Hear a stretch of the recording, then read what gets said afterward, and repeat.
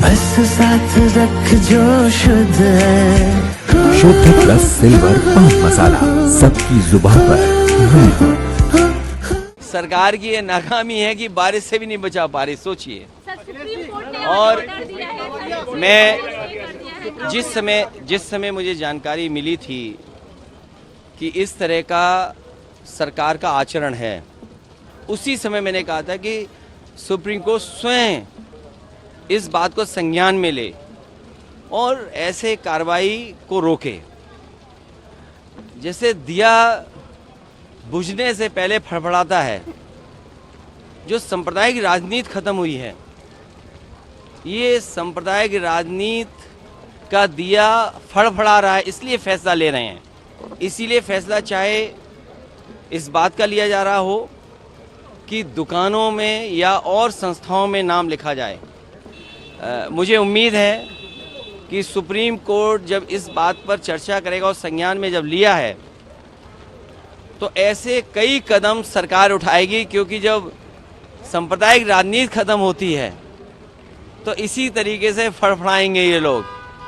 और उसी तरीके से आपने देखा होगा कितने दिनों लगा हुआ प्रतिबंध, उस पाबंदी को भी हटा दिया है।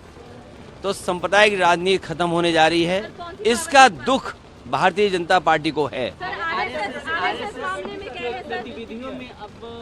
इसीलिए मैंने कहा कि जब सांप्रदायिक राजनीति खत्म होने लगती है तो आखिरी समय सांप्रदायिक राजनीति को जिंदा रखने के लिए, और ये तो बड़े सेंसिटिव चीज़ है कि अगर अधिकारी सेंसिटिव पोस्ट पर जाएगा और उसका व्यवहार आचरण किसी संस्था से या पॉलिटिकल पार्टी के माध्यम से उसका किया जाएगा, वो तो हम उत्तर प्रदेश में देख ही रहे हैं, हर दिन देख रहे हैं कि अधिकारी किस तरीके से पॉलिटिकल पार्टी का जो काम है वो कर रहे हैं। अखिलेश जी, आपने ये कहा कि मैंने आपसे कहा कि सांप्रदायिक राजनीति फड़फड़ा रही है, आखिरी वक्त है दिया का। ये सांप्रदायिक राजनीति ऐसे ही जाएगी, जनता समझ चुकी है इन बातों को। अखिलेश जी, आपने नीट मामले में भी कहा कि ब्रेक तोड़ देगी जितने भी पेपर। देखिए, नीट में जिसको नहीं दिखाई दे रहा वो ना देखे, लेकिन नौजवान, घर परिवार के उनके सदस्य, आप लोग और सब लोग देख रहे हैं। कैसे संभव है कि एक ही जगह पर इतने बच्चे पास हो जाएं, एक ही सेंटर में इतने बच्चों को इतने नंबर आ जाएं?